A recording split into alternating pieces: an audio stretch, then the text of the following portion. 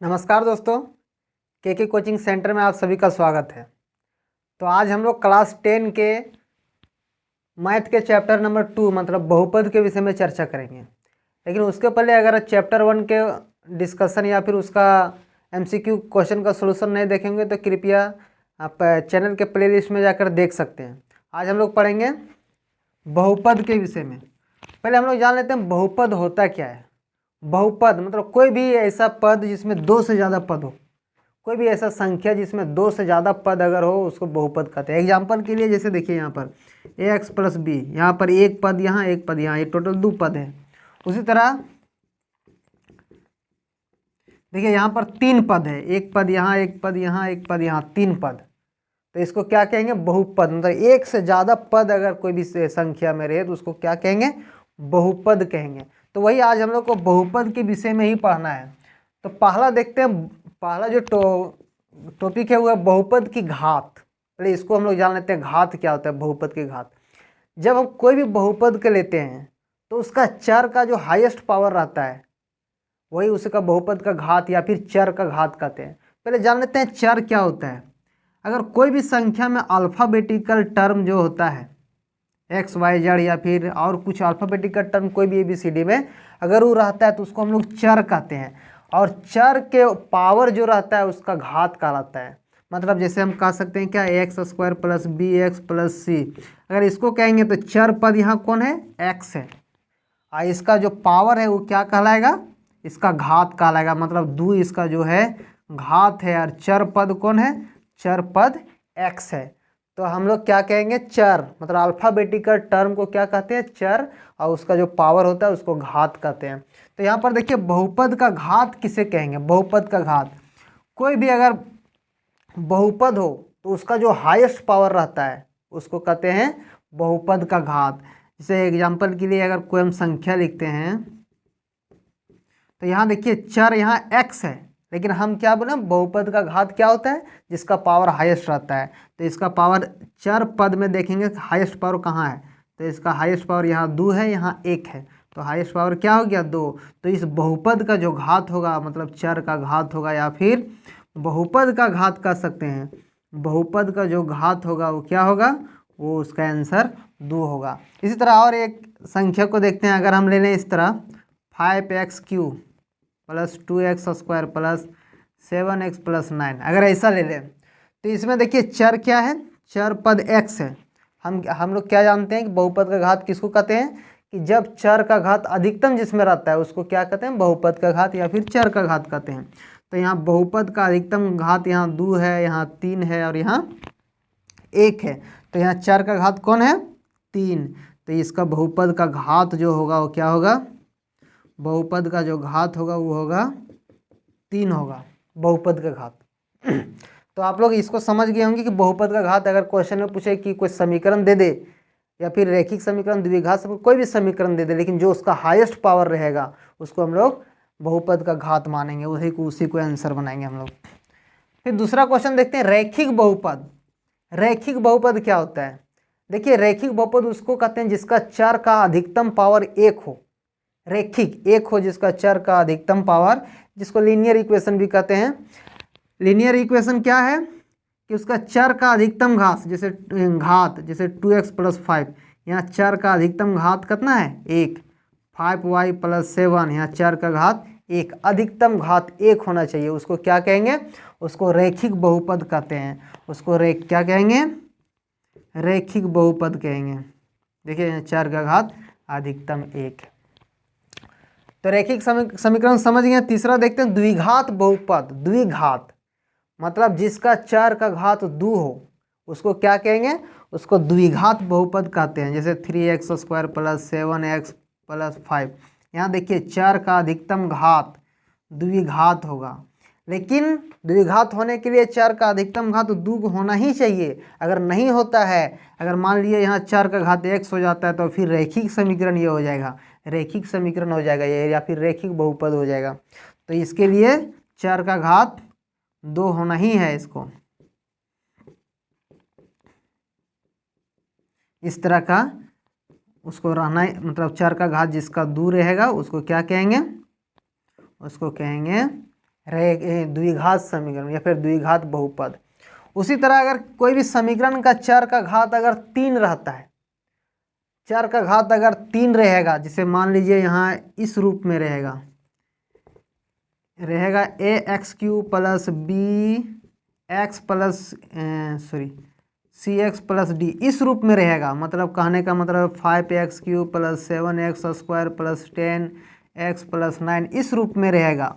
मतलब अधिकतम जो चर का घात होना चाहिए वो 3 रहेगा, तो उसको क्या कहेंगे, उसको कहेंगे त्रिघात बहुपद, त्रिघात बहुपद कहेंगे उसको। अब हम लोग पढ़ेंगे कि द्विघात समीकरण जब रहेगा तो उसका जो मूल है उसको कैसे निकालेंगे। जैसे द्विघात समीकरण जो है, द्विघात समीकरण क्या समीकरण या फिर बहुपद, लेकिन अगर हम बहुपद सिर्फ बोलें, बहुपद कहने का मतलब है इसको कहते हैं बहुपद, ये है बहुपद। लेकिन अगर इस पर हम इक्वल टू 0 कर दें तो वो हो जाएगा क्या, द्विघात समीकरण हो जाएगा। ये अगर इक्वल टू 0 लिख देते हैं तो उस समीकरण बनाने लगता है। अगर द्विघात समीकरण रहे, मतलब इस रूप में रहे, तो इसका मूल कैसे निकालेंगे। तो हम लोग जानते हैं कि द्विघात समीकरण का 2 मूल होता है। अगर ये मानते हैं एक के अल्फा माने और एक का बीटा माने, अगर मान लेते हैं 2 मूल है जो एक अल्फा है और एक बीटा है, तो उसका मूल कैसे निकालेंगे। तो हम लोग इसका एक फार्मूला होता है। अगर शून्यकों का योग निकालना होता है, शून्यकों का योग निकालेंगे तो होता है इसका फॉर्मूला -b/a, मतलब x, इसका क्या होगा, x का गुणांक और बटे x स्क्वायर का गुणांक। मतलब अगर कोई इक्वेशन दिया रहे और उस पर एक पद निकालना रहे, शून्यकों का योग से एक पद निकालेंगे और एक पद शून्यकों का गुणनफल से निकालेंगे। मतलब इसको अगर शॉर्टकट बोले, पहला पद है अल्फा है, दूसरा बीटा, और दोनों का शून्यकों का योग मतलब दोनों को जोड़ के निकालें तो ये होता है -b/a। ये फार्मूला होता है, इसको याद रखिएगा थोड़ा। शून्यकों का योग बराबर होता है -b/a, या फिर अगर भाषा में याद रखिएगा तो शून्यकों का योग बराबर -x का गुणांक और x स्क्वायर का गुणांक होता है। ये फार्मूला, इसको अगर आप चाहें तो स्क्रीनशॉट भी ले सकते हैं। इसको स्क्रीनशॉट ले लें और इसको थोड़ा नोट्स बनाने चाहेंगे तो बना सकते हैं।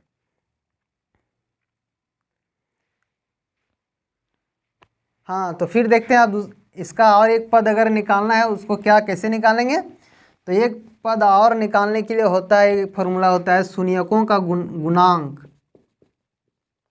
या फिर गुणनफल। शून्यकों का गुणांक जो होता है वो होता है c/a, मतलब अचर पद, और बटे x स्क्वायर का गुणांक। ये फार्मूला होता है। अगर इसको क्या लिख सकते हैं, एक अगर मूल उसका अल्फा था, एक बीटा था, 2 शून्यक था, तो इसको क्या निकालेंगे, c/a।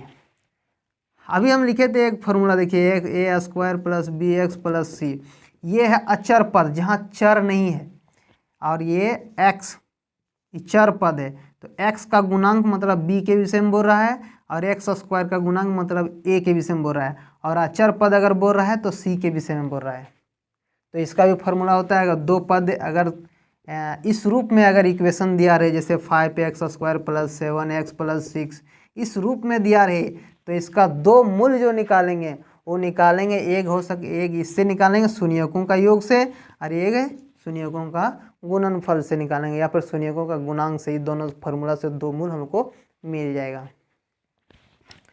लेकिन अगर मूल उसका दिया रहे, मतलब अगर मान लीजिए 2 मूल दिया है, 3 और 5, मान लीजिए 2 मूल दिया हुआ है, कहने का मतलब शून्यकों का योग अल्फा प्लस बीटा दिया हुआ है और अल्फा इंटू बीटा दिया हुआ है।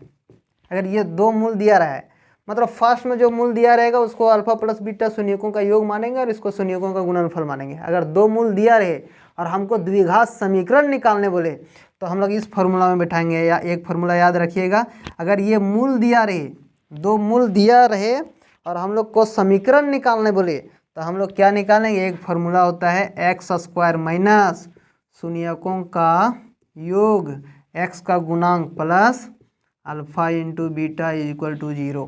ये फॉर्मूला होता है। अगर दो मूल दिया रहे और हम लोग को द्विघात समीकरण पूछे तो हम लोग इस फॉर्मूला से निकालेंगे। कैसे निकालेंगे? जैसे देखिए यहाँ दो मूल दिया हुआ है, अब इसको कैसे निकालेंगे, इसको समीकरण कैसे बनाएंगे? तो इसको क्या करेंगे, x square minus alpha plus beta का मान 3 है और x 3x plus alpha into beta मतलब 5 बराबर 0। इस तरह से हम लोग को समीकरण प्राप्त हो जाएगा। अगर मूल दिया रहे तो हमको इस फॉर्मूला से, इस फॉर्मूला को भी नोट कर लीजिएगा, इस फॉर्मूला से हम लोग द्विघात समीकरण को निकाल सकते हैं। एक और फॉर्मूला होता है, फॉर्मूला होता है भाज इक्वल टू, भाज बराबर होता है भाजक गुने भागफल प्लस शेषफल। इसको भी नोट कर लीजिएगा, ये भी फॉर्मूला कभी कभी इससे भी क्वेश्चन आ सकता है। अब थोड़ा एक और पॉइंट देखिएगा द्विघात समीकरण में। देखिए हम लोग को जब थ्योरी का क्वेश्चन आता था, मतलब ऑब्जेक्टिव ने सब्जेक्टिव जब आता था तो हम लोग नियम से, किताब के नियम से बनाते थे। लेकिन अगर यहाँ ऑब्जेक्टिव है, हम लोग को नियम से मतलब नहीं है, हम लोग को आंसर से मतलब होता है। यहाँ पर 4 ऑप्शन में जो दिया रहेगा विकल्प, उसमें एक हम लोग को छांटना होता है।